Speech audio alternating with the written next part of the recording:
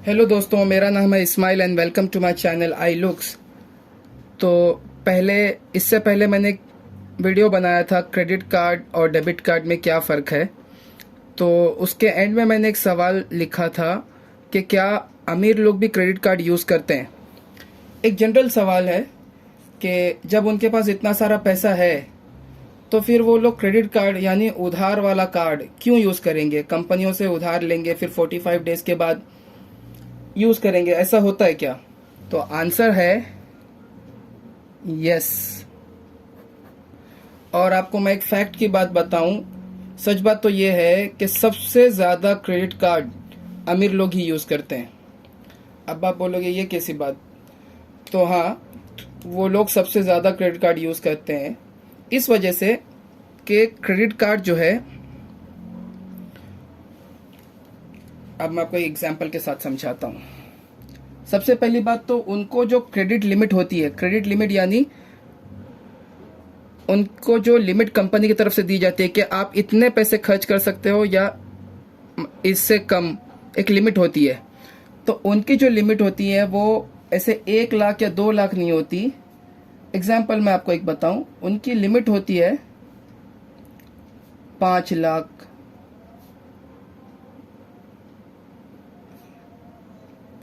या उससे भी ज़्यादा, 5 लाख या उससे भी ज़्यादा, ऐसी उनकी क्रेडिट लिमिट होती है। तो मान लीजिए कि एक हाइपोथेटिकल सिचुएशन, मान लीजिए कि उनकी एक लिमिट है 10 लाख की, 10 lakhs। तो अब उनको कुछ खरीदना है। ऐसा करते हैं, मान लीजिए कि उनको एक फ़ोन खरीदना है। एक फ़ोन है, वो 1 लाख का है। अब अगर बिजनेसमैन वो अपने अकाउंट से डालेगा तो वो 10 लाख में से अगर 1 लाख यूज़ भी कर ले तो 9 लाख उसके पास कैश है। लेकिन बिजनेस माइंडेड पीपल क्या करते हैं, वो लोग बोलते हैं कि अभी नकद में 1 लाख दूंगा तो मेरे अकाउंट में सिर्फ 9 लाख ही बचेंगे।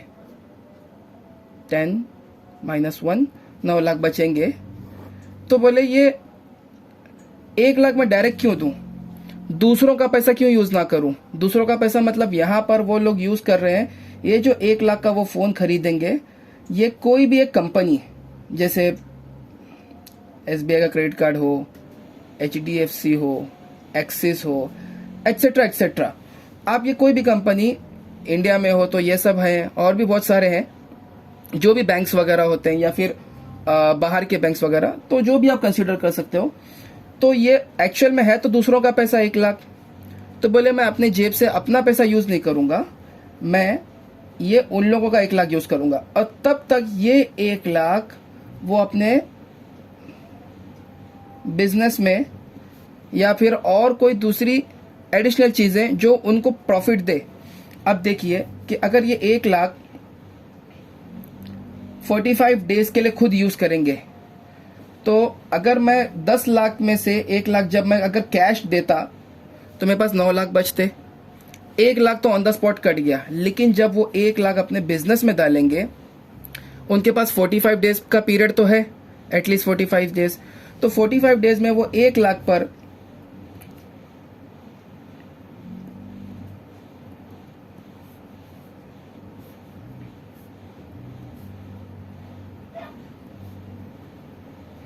बिजनेस में रोल करके कुछ तो यूज करेंगे, कुछ तो उसका पैसा वापस रिटर्न जनरेट होगा। अब मान लीजिए कि अगर वो 1 लाख रुपए अपने किसी ऐसे बिजनेस में जिसमें वो बाइंग एंड सेलिंग करते हैं, तो अगर 1 लाख का वो सामान खरीदते हैं, फॉर एग्जांपल अगर वो कपड़े के बिजनेसेस में है, अगर 1 लाख वो यूज करता है और 1 लाख 45 डेज के लिए अब वो रोल कर रहा है, तो क्रेडिट कार्ड में सबसे पहले बिजनेसमैन क्या करता है, कैश रोल करता है। वो 1 लाख उसके बच गए, वो 1 लाख रुपए उसको साइड में तो रखना ही है क्योंकि उसको 45 डेज के बाद देना है। तो तब तक वो अगर परचेज एंड सेलिंग करेगा तो कम से कम 2,000, 5,000, 10,000 कुछ तो प्रॉफिट आएगा उसका। तो जब तक वो प्रॉफिट आएगा, तो अगर आप इसको परसेंटेज वाइज देखिए, मान लीजिए कि 1 लाख में 45 डेज के अंदर उसने 5,000 कमाए, 5,000 ऑन 1 लाख, तो ये हो गया 5% रिटर्न। और इसमें पैसे किसके लगे? इन कंपनियों के, उसके जेब से कुछ नहीं गया। और जब पेमेंट का दिन आता है, जब उनको पैसे देना होता है, तो वो क्या करते हैं, वो 1 लाख रुपए पूरे के पूरे एक साथ कंपनी को रिटर्न कर देते हैं। और जब वो वापस से 1 लाख रिटर्न कर देते हैं, तो उनकी वापस से क्रेडिट लिमिट जो 9 लाख हो गई थी, वो वापस से 10 लाख हो जाती है। इससे फायदा क्या है? एक्चुअली में इससे फायदा ये है कि इससे जो है क्रेडिट बढ़ जाता है, यानी मार्केट में किसी की वैल्यू बढ़ जाती है। फॉर एग्जांपल, अगर आप कोई मार्केट में हो और आप बिजनेस के लिए पैसे उधार लेते हो, बिजनेस उधार में लेते हो, उधार में सामान खरीदते हो, और बाद में जिससे लिया था होलसेलर को आप पैसे वापस परफेक्ट टाइम टू टाइम देते रहते हो, तो इससे क्या होता है कि आपकी मार्केट में आपकी वैल्यू जो है बढ़ जाती है। तो इसी तरह क्या होता है कि जब आप क्रेडिट कार्ड कंपनियों से आप क्रेडिट उनका यूज करते हो, यूज करने के बाद जब आप उनको पैसे ऑन जो उन्होंने सेट किया होता है उतने दिन में आप अगर पैसे वापस कर देते हो, तो इससे होता यह है कि आपकी भी क्रेडिट वैल्यू बढ़ जाती है। और इससे क्या होता है कि वो क्रेडिट लिमिट भी बढ़ा देते हैं। क्रेडिट लिमिट यानी आपको उधार देने वाली लिमिट भी वो बढ़ा देते हैं। तो आपकी पहले लिमिट 10 लाख थी, तो वो नेक्स्ट टाइम पे कभी 12 कर देंगे, कभी 14 कर देंगे। तो एक हाइपोथेटिकल बता रहा हूँ कि ये लिमिट बढ़ते रहती है।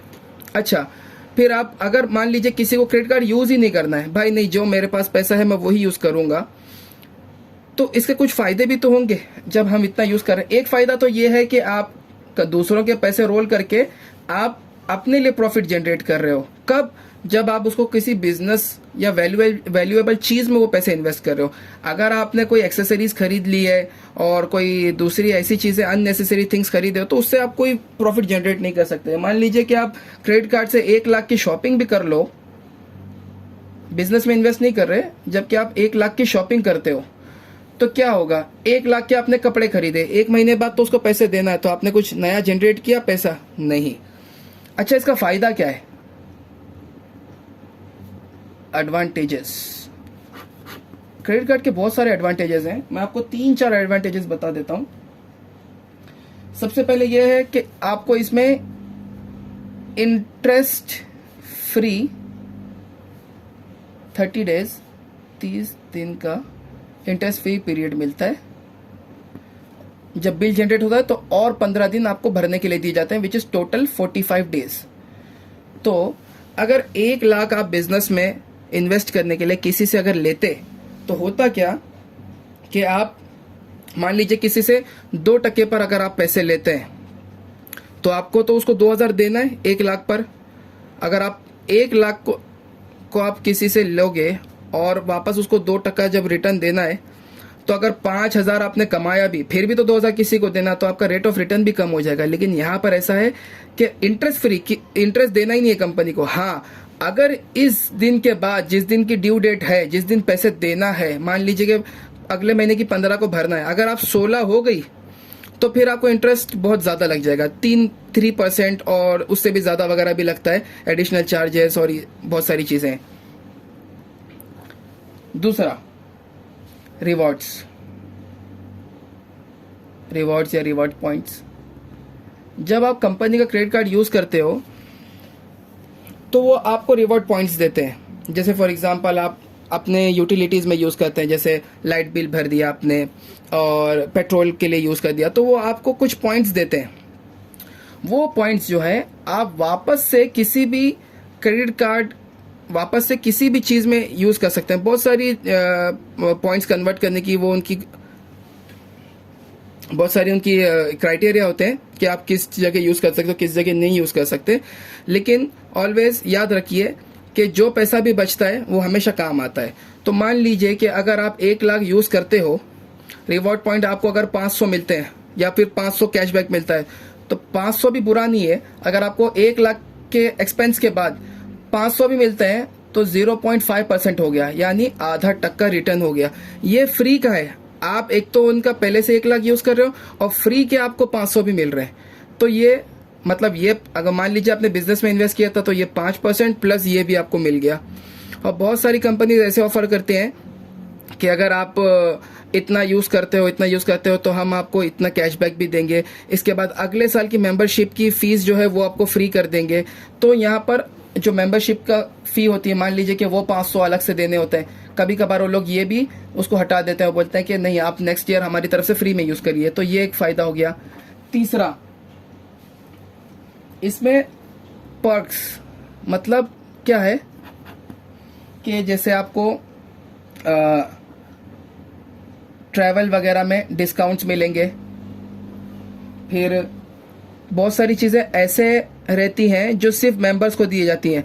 तो मेंबर्स ओनली बोल के एक चीज़ होती है, मेंबर्स ओनली यानी जो वो कार्ड होल्डर है उसी को, ऐसे ही लोगों को वो चीज़ें एक्सेस दिया जाएगा।